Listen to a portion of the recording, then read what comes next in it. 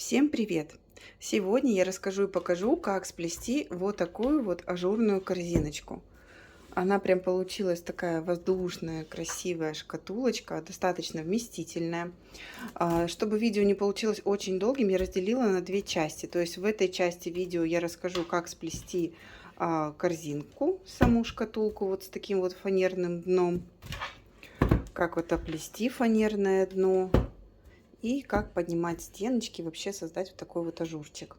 И во втором видео, которое выйдет следом, чуть-чуть позже, я расскажу, как сплести вот такую вот крышку. То есть здесь тоже фанерная вставка, как вот ее оплести вот таким вот валиком и создать вот, в принципе, такой вот рисунок при плетении. Вот. Если это видео вам интересно, оставайтесь на канале и смотрите полное видео. В качестве основы я взяла вот такую вот деревянную заготовку, дно, которое купила уже готовое в отделе для мастериц, для шитья. Они продаются, вот такие готовые донышки. Правда, она была коричневым, я выкрасила ее акриловой эмалью для радиаторов в несколько слоев, чтобы окрас был ровным. Так как мне нужно было вот белое донышко. Теперь нам понадобится 6 рабочих трубочек увлажненных. Они обязательно должны быть хорошо увлажнены, потому что именно ими мы будем формировать валик. Вот. А в дальнейшем вот эта верхняя часть трубочки, которая над дном, оно будет служить стоечками. Итак, вот берем нижнюю левую, отсчитываем, получается, заводим за последнюю шестую трубочку и выводим вот так вот кончик вперед. В принципе, кончик небольшие, они потом в плетении все спрячутся, но если у вас получаются длинные кончики, вы их можете подрезать. Верхние трубочки вот так вот придерживайте, чтобы они у вас никуда не сдвигались. Тут такой вот, конечно, момент валика очень ответственный. Тут нужно прям аккуратно все вести, потому что так и норовит все это дело выскочить. Но оно того стоит. Вот, берем нижнюю трубочку левую и заводим над 5 другими, получается, стоечками и выводим за шестую трубочку. Таким образом у нас сформируется валик. Вот по всей длине, по всей окружности я буду вот таким вот образом этот валик формировать. То есть беру крайнюю трубочку и завожу за шестую стойку. Вот, сейчас я вам покажу, как этот валик закрывается. То есть, ну, тут больше ничего такого объяснять не нужно. То есть, вот по такому принципу, алгоритму буду формировать весь валик. Главное, ведите вот эти вот нижние трубочки аккуратно, прям укладывайте стежок к стежку, чтобы вот эта вот волна, да, вот этот вот сам валик, он ложился ровно. Следите за этим. Как бы вот прям даже в небольшую натяжку вот такую вот работаете, да, чтобы вот этот стежок, он прям плотно ложился и не был рыхлым. Вот. Знаю, что будут вопросы по трубочкам, поэтому немного расскажу о этих трубочках. Я скрутила их из полоски 24 сантиметра на спицу 1,2. То есть это достаточно такие большие, плотные трубочки. Но, в принципе, в качестве основы они, конечно, мне очень понравились. Работать с ними, то есть как стоечки, валик, он такой, подошли прям идеально для этой работы они. Но к ним надо привыкнуть, конечно. Они такие достаточно в плетении увесистые, конечно, отличаются от привычных размеров трубочек, но главное приноровиться, и потом уже вот как бы работа идет легче. Так, я сейчас покажу, как сверху этот вот вид, как я формирую валик. Я немного вот корзину положила дно прям на поверхность, на столешницу, и она немного выступает. Так проще плести, потому что есть вот этот вот, точнее, вот эти вот трубочки, которые снизу, они не мешают процессу выплетания. То есть, если положить на стол, они так и норовят вот выскочить, а когда они снизу свободно, то и как-то проще плести. Поэтому здесь немного такой вот ракурс я сейчас поймаю. Итак, вот я подошла уже практически к началу, то есть здесь последние стежки идут валика. То есть все точно так же, просто заправляю трубочки, вот эти вот нижние, мне сейчас нужно завести за вот эти вот как бы стоечки. Продолжаю плести по кругу, и последнюю трубочку просто в плетение нужно уложить. Она прям, вот сейчас вы поймете все, пока покажу на видео. То есть вот это предпоследняя трубочка. Вот они все у меня сейчас, кончики я потом подрежу и спрячу в плетение. Вот последний виточек, он у меня прям, его нужно вот заправить под первый. Вот сюда вот он так ложится и уже фиксируется. То есть дальше он никуда не выскочит, и в принципе все, валик готов.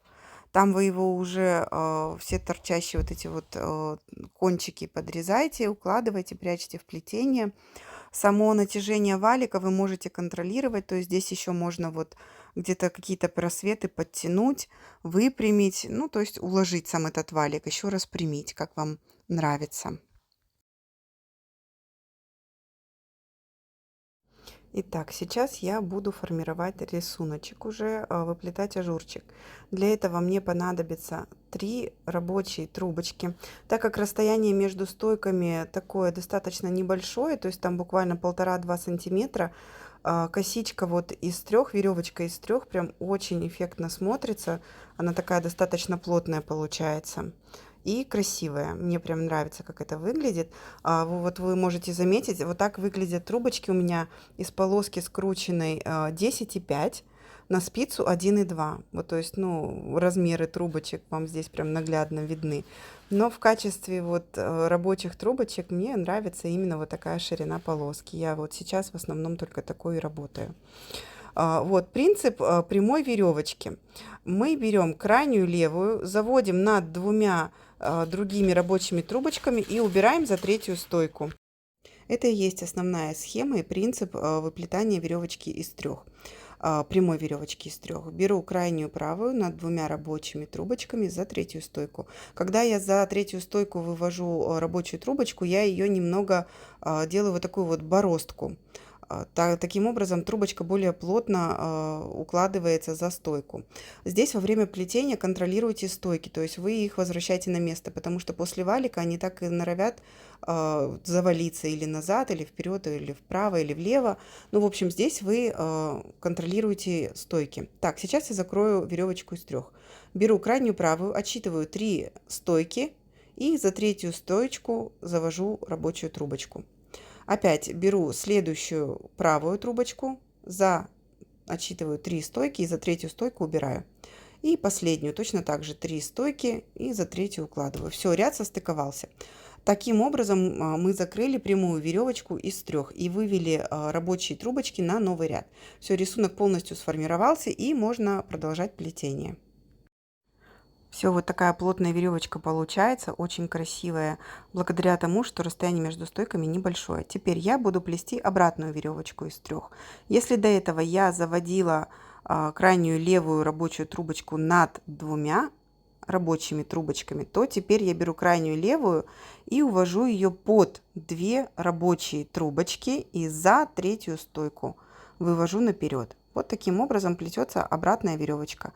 То есть увожу крайнюю левую под 2 рабочие трубочки вниз и за 3-ю стойку. Все, это и есть схема обратной веревочки. Сочетание прямая и обратной веревочки дает такой вязаный эффект, очень красивый. Мне нравится, я часто использую в плетении именно вот такой рисунок.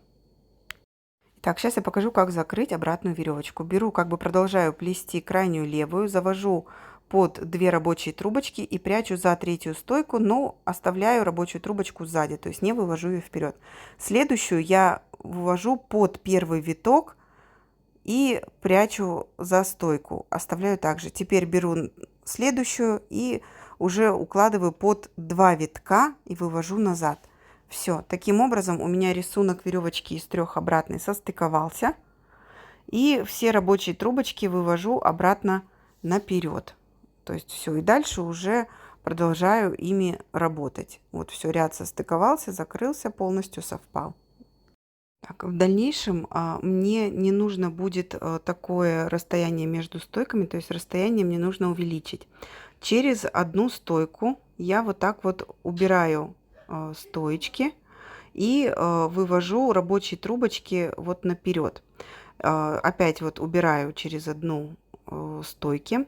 Смотрите, веревочка из трех, то есть если буду продолжать работать тремя рабочими трубочками, оплетать, она будет такая редкая и не очень красивая. Она не скроет вот эти все пеньки. А этот ряд мы проплетаем именно для того, чтобы скрыть вот эти вот все обрезанные стойки. Поэтому я ввожу в работу еще одну рабочую трубочку. То есть сейчас я буду плести веревочкой из 4. Вот именно веревочка из 4, она так вот закроет все срезы, все пенечки, и их видно не будет. И таким образом я увеличу расстояние между стойками. Вот также по кругу через одну я удаляю, срезаю ненужные мне стоечки и проплетаю веревочкой из 4. Вот до конца сейчас все обрежу, чтобы вам показать. Вот прям через одну как раз расстояние получается такое, что вот будет для японского послойного плетения хорошо подходить. Итак, все, вот последние у меня остаются стоечки. Обрезаю их и буду прятать веревочкой из 4 вот эти все срезы. Так.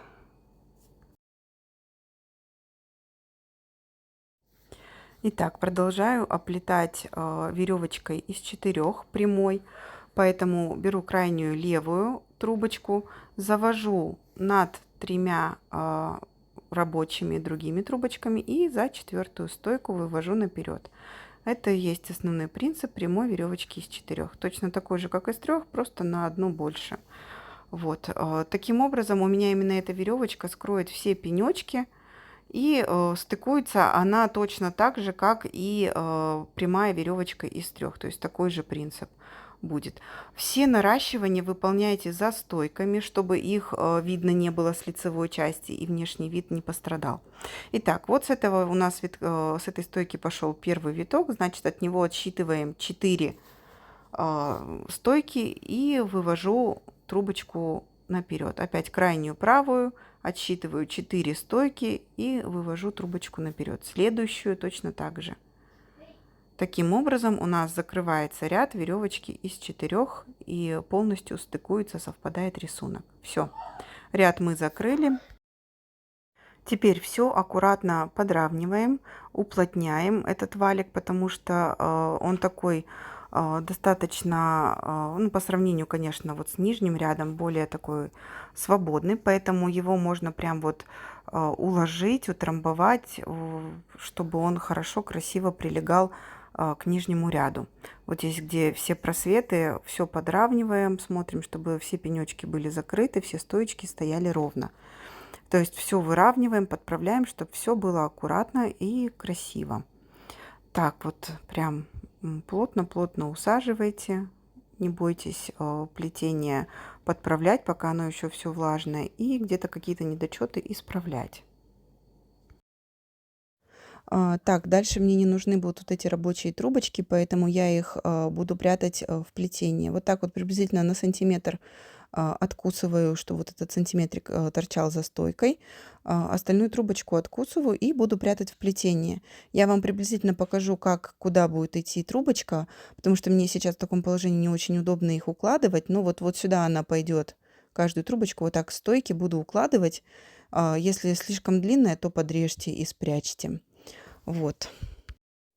Так как у меня стоечки были влажные и их было неудобно оплетать, так как я боялась, что они будут гулять и получится неровный рисунок, я их высушила по форме. То есть вот создала такой вот каркас из картона и банки с лаком.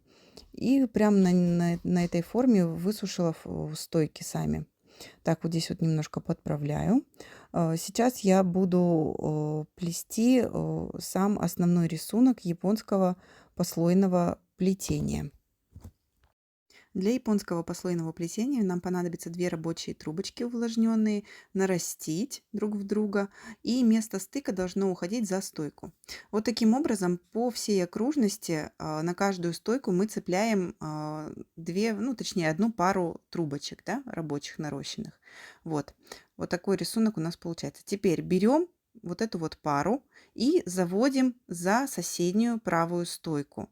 То есть теперь у меня из каждой стойки должно выглядывать вот так 2 пары рабочих трубочек. То есть уже не одна, а вот такая вот пара получается из одной длинной рабочей трубочки. Вот так вот двигаюсь, то есть вправо смещаясь каждый раз, да, каждую вот эту вот пару стоек, пару трубочек я завожу за правую стойку. Сейчас главное их вот завести, то есть вывести на вот такой вот порядок, да, чтобы из каждой стойки выходило 2 пары трубочек. Вот так вот по всей окружности, по всему кругу, да, мы заводим, чтобы получить нужный нам рисунок.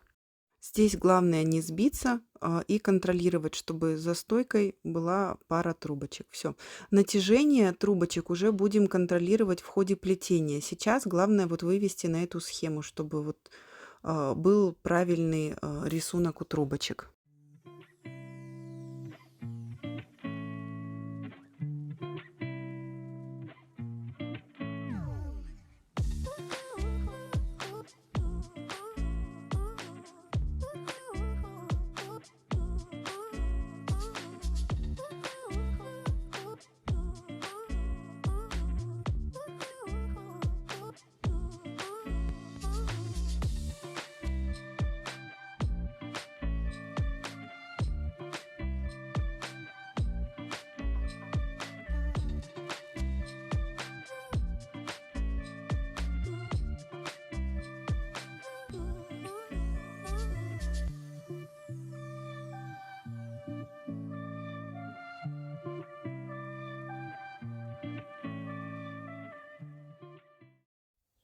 Итак, теперь каждую пару я разравниваю, то есть подтягиваю, чтобы каждая пара плотно прилегала к стойке.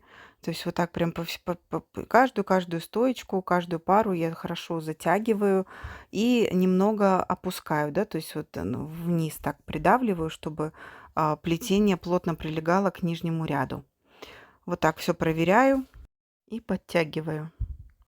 Беру любую пару рабочих трубочек, теперь завожу их вперед и прячу, увожу за соседнюю стойку назад и как бы вывожу вперед. То есть я эту рабочую пару трубочек не оставляю сзади. Она как бы огибает соседнюю стойку сзади и выходит вперед. Это и есть принцип японского послойного плетения. То есть каждая пара трубочек работает на 2 соседних стойках. То есть вот таким зигзагом выплетается. Ну вот сейчас вы дальше поймете. Опять, то есть беру пару трубочек рабочих, за соседнюю стойку назад и наперед вывожу. Вот таким вот образом выплетаю все по кругу.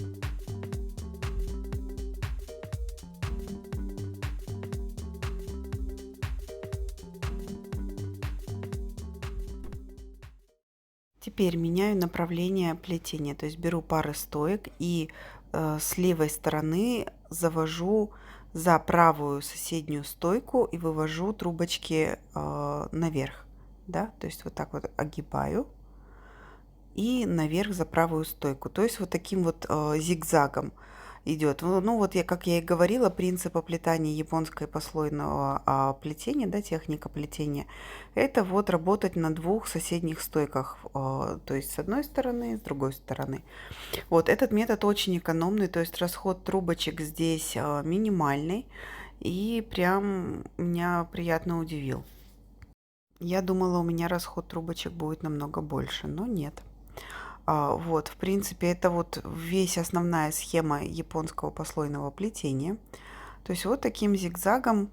Дальше я буду повторять опять-таки ту же самую схему.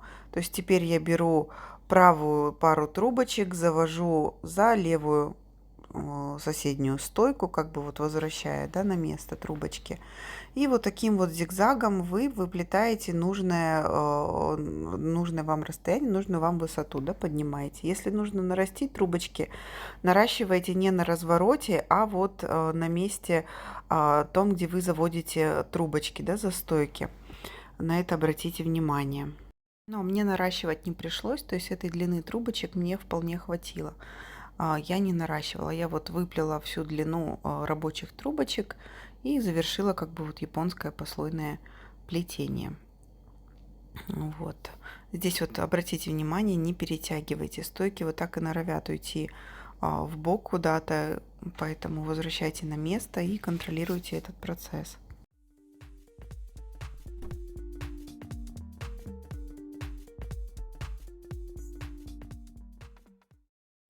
Все, я закончила выплетать в японской вот этой вот технике. Теперь мне нужно как-то закрыть, скрыть вот эти вот свои остатки, кончики, что-то с ними сделать, как-то их вплести в плетение. Так, для этого я решила вот подставить трубочки рабочие, увлажненные под, ну, не последний виток, а вот я где в то место, где я завела трубочку за стойку, да, вот в этот кармашек. Я ввожу одну рабочую трубочку, за соседнюю стойку я точно так же введу вторую. И теперь буду выплетать веревочкой из двух, как бы захватывая кончики от вот этого вот остатков японского плетения сзади. Я их вот захватываю сзади, то есть впереди у меня идет рисунок веревочки, а сами кончики этой веревочкой я подхватываю ну, задней части стойки, да, то есть вот они вот там у меня фиксируются. Потом я их аккуратненько вот как проплету, подрежу, и в плетении их видно уже не будет. Вот обратите внимание, видите, вот именно задней части они остаются, а сама веревочка идет на лицевой. Итак, таким образом я проплету весь ряд. Каждые вот эти вот две пары трубочек у меня сзади будут фиксироваться. Обязательно следите за натяжением вашей веревочки из двух, потому что она достаточно плотно должно прилегать и как бы обхватывать вот эту две пары трубочек от японского плетения. Поэтому оно не должно быть рыхлым, чтобы вот эти вот трубочки, когда мы их подрежем, чтобы они не выскочили из-под веревочки. Ну и недостаточно, ну и не были, конечно, супер перенатянутыми, чтобы стойки не стягивались между собой. Вот здесь вот нужно поймать такую золотую середину. Вот, поэтому я вот наращивание все также выполняю за стойкой. Следите тоже за этим, чтобы внешний вид изделия не портился. И вот продолжаю выплетать по кругу веревочкой из двух.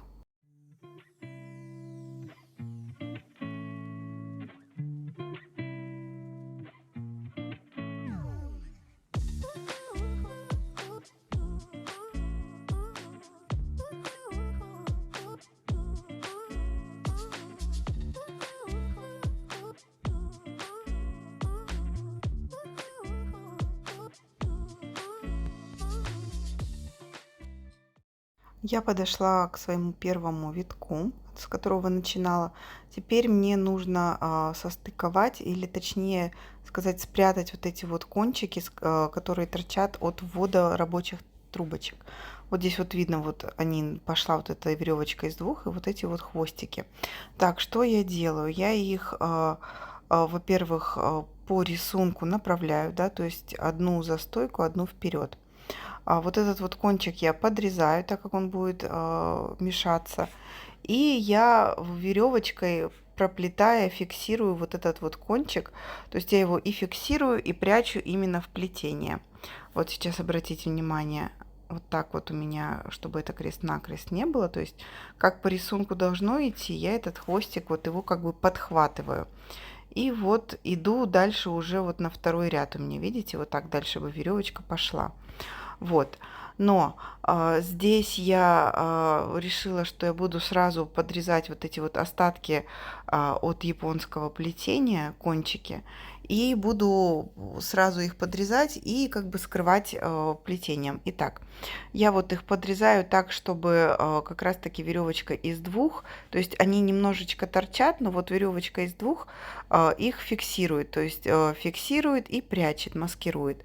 То есть вот обратите внимание, там кончики торчат, но когда накрываешь рабочими трубочками, их уже не видно. И в любой момент, если вы там слишком мало откусили, их как бы можно подтянуть на самих стойках, да, плетения, и оно полностью скроет вот эти вот два хвостика. Вот, ну это так, в принципе, мелочь, тут я думаю, каждый сам разберется. Таким образом я спрячу все кончики, уберу точнее все кончики по всей окружности шкатулки. Вот они и спрячутся, то есть уйдут в плетение, их видно не будет. И это как-то максимально незаметно, ну, по крайней мере, для себя я вот нашла такой вот выход, чтобы вот спрятать вот эти вот кончики от плетения. Вот таким вот образом откусила кончики и проплела веревочкой, прикрыла их. Можете капнуть клея, если вы переживаете, что у вас куда-то может из плетения вылезти эти кончики, то капните клеем и будет вам спокойствие. Так, теперь смотрите, вот я подошла к концу, да, то есть я по всей окружности кончики подрезала. Вот так вот выглядит сейчас на данный момент шкатулка. К двум рабочим трубочкам я ввожу еще две дополнительные рабочие трубочки. Первым витком я вот так вот накрываю, прячу кончики от новых добавочных рабочих трубочек. Они уйдут в плетение. Я буду выплетать прямую веревочку из 4 рабочих трубочек, поэтому я беру крайнюю левую, завожу над 3 рабочими трубочками и вывожу за 4-ю стойку, увожу. Ну, в принципе, как я до этого и объясняла, принцип тот же самый, прямой веревочки из 4. Она скроет все неровности, все какие-то пенечки, которые выглядывают, и которые не скрыла веревочкой из 2. Веревочка из 4 отлично все это спрячет. И также вот я сейчас хочу как бы повторить на верхней части шкатулки рисунок нижней части. То есть у меня нижняя часть завершена была веревочкой, такой достаточно объемной. Ну вот я решила, что веревочка из 4 у меня как раз таки сейчас повторит вот этот вот рисунок. Итак, здесь я уже подошла к закрытию ряда. Мне здесь не понадобится дальше одна рабочая трубочка, поэтому я ее оставляю сзади. Донаращиваю всего лишь одну трубочку. Дальше я буду плести веревочкой из 3. Вот, так, что я делаю? Мне нужно вернуть, добавить стойки. Поэтому при выплетании веревочки из 3 я буду добавлять по одной стойке между вот 2, да, то есть я вот так вот в эту веревочку прям вставляю под острым углом. Обратите внимание, у меня вот эти вот трубочки, стойки, они сухие. Так, здесь нужно обязательно соблюсти вот этот вот порядок веревочки из 3, что за каждой стойкой выглядывала, и за каждой стойки выглядывает рабочая трубочка. Итак, трубочку вот вставляем в валик из веревочки из 3, точнее из 4, и проплетаю прямой веревочкой из 3. Сейчас вот фокус поймаю, покажу. Итак, вот видите, вот здесь она еще гуляет, вот она прям снизу, они торчат, пусть они торчат снизу, так удобнее, я их потом просто подтяну в конце плетения. И вот эти кончики, они уйдут, скроются, их не будет видно. Поэтому то, что оно сквозное, здесь наоборот ничего страшного. И как бы даже вот так мне показалось намного удобнее. Так, как я и говорила, я повторяю рисунок низа шкатулки. То есть у меня валик, потом у меня идет прямая и обратная веревочка из 3. Вот сейчас я добавляю стойки и проплетаю прямую веревочку из трех. То есть завожу крайнюю левую рабочую трубочку над двумя другими рабочими трубочками и увожу за третью стойку.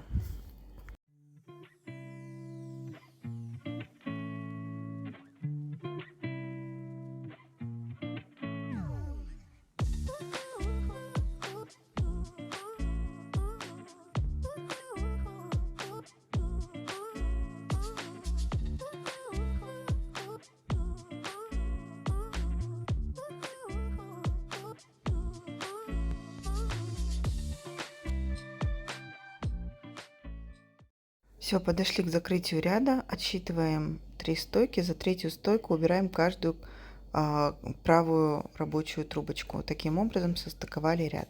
Все, теперь следующий ряд я буду плести обратную веревочку. Принцип я уже объясняла, поэтому здесь повторяться не буду.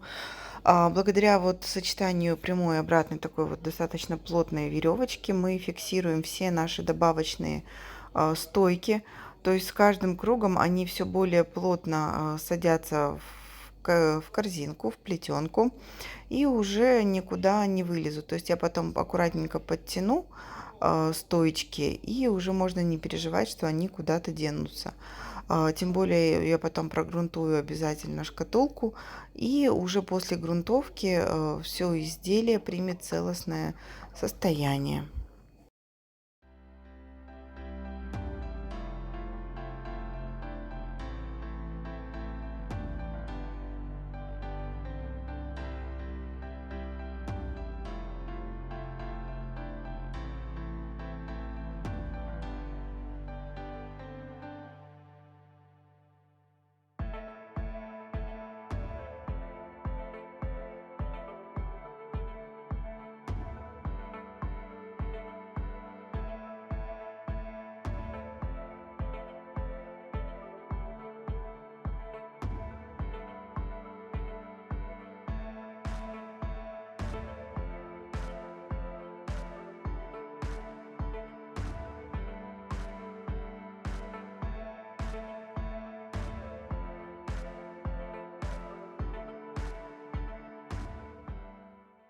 Все, прямая обратная веревочка зафиксировала достаточно плотно все вот эти вот стоечки, поэтому их можно аккуратно вот так вот, я подрезаю под ровным углом, чтобы они были прям плоские, ровные, ниоткуда не вылазили, и подтягиваю наверх.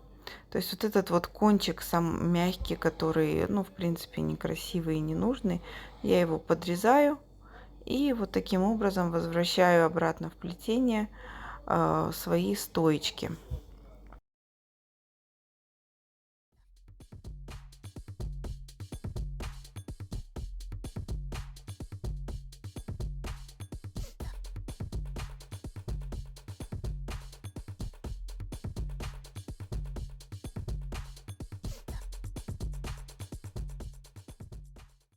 Так, все, теперь мне стоечки эти больше не нужны. Они были нужны ровно для того, чтобы создать вот эту вот косу. В принципе, мне сейчас больше уже стойки никакие не нужны. Я буду выполнять загибку, поэтому я все стоечки по окружности обрезаю. Достаточно близко, плотно к самой веревочке из трех последней. Но здесь осторожно срезайте, не повредите трубочки веревочки. Старайтесь, чтобы срез был вровень с самим плетением. Длина всей рабочей трубочки мне не понадобится, поэтому я ее разрезаю пополам, чтобы остатков было меньше. Мне вот этой вот длины будет достаточно. Шилом расширяю, делаю кармашек и вставляю с левой стороны от каждой стойки увлажненную рабочую трубочку. Итак, сразу я по всей окружности не буду менять стойки, а буду выплетать постепенно, чтобы стоечки не пересыхали и их не приходилось заново увлажнять. Поэтому я часть вставлю рабочих трубочек, проплету часть загибки и буду вставлять следующую часть. Так, я сейчас смотрю, насколько стоечек у меня хватает. Так, у меня будет разга за 6 прутов. То есть вот этот кончик как раз у меня пойдет, он будет вот за 6-ю стойку уходить. Поэтому я буду выполнять загибку разга за 6 прутов. Для этого первую стоечку я завожу за 2-ю, опускаю вниз. Вторую стоечку завожу, вот кончик не хватает. Вторую завожу за 3-ю стойку вниз. 3-ю за 4-ю. Так, теперь 4-ю за 5-ю опускаю стойку. И 5-ю за 6-ю примеряю. Так, сейчас я буду добавлять еще несколько рабочих трубочек, да, стоечек увлажненных, чтобы у меня сразу проплести такой рисунок, чтобы у меня трубочки зафиксировались. Так, поэтому я еще вот добавлю несколько увлажненных трубочек к стоечкам. Так, и еще одну пару трубочек. Вот, все. Теперь вот 6-ю я, получается, опускаю, беру, примеряю, беру первую трубочку, завожу за стойку, прикрываю соседней стоечкой и эту соседнюю стоечку вниз. Опять беру следующую крайнюю левую трубочку, завожу за стойку, кончик подрезаю так, чтобы где-то приблизительно сантиметр торчал за стойкой. Вот, и накрываю соседней стоечкой. Это вот схема разги, загибки. Она одинаковая для, в принципе, любого количества прутов. Там уже будете сами смотреть. Итак, я добавила еще несколько увлажненных трубочек для работы с загибкой. В принципе, я уже принцип основной рассказала, как это работает. Подрезаю кончик, чтобы вот он торчал, и накрываю, параллельно накрываю трубочкой, точнее стоечкой соседней. Откусила, и следите, чтобы вот она ложилась параллельно.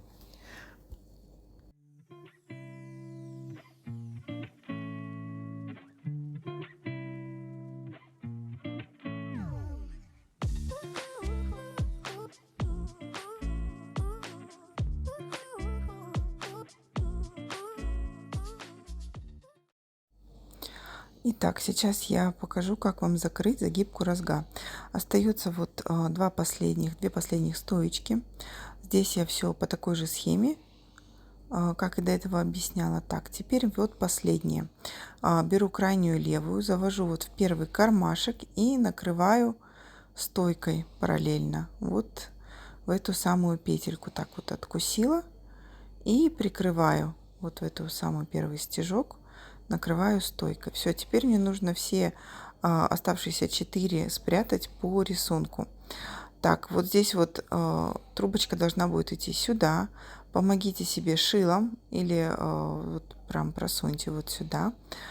То есть под первый виток отрезаю, подкусываю, все. Вот здесь сверху прям видно, куда должна ложиться трубочка идти. Я всегда говорю, если вы сбились или не закладываете трубочки вспомогательные, смотрите по рисунку сверху. Так, теперь я смотрю. Следующая трубочка должна ложиться вот сюда. То есть под вот эти вот 2 стежка она должна уйти.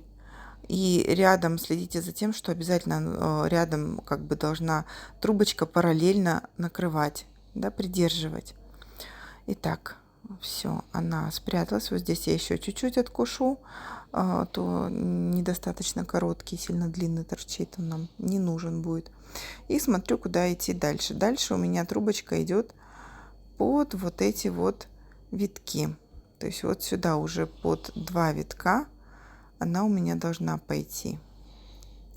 То есть вот сюда я ее убираю, помогу шилом. Прям можете трубочку вот так на шило надеть и протащить вместе с шилом трубочку. И так вот, в принципе, очень просто она встает на место. Вот здесь немного я подрезала кончик, чтобы он легче зашел. Итак, вот таким вот образом протаскиваю. Ох, не хочет она садиться. Ну ничего, сейчас мы повоюем с ней. Подрежьте вот так под острым углом, в принципе, можете расширить. И вот таким образом туда она у меня уходит.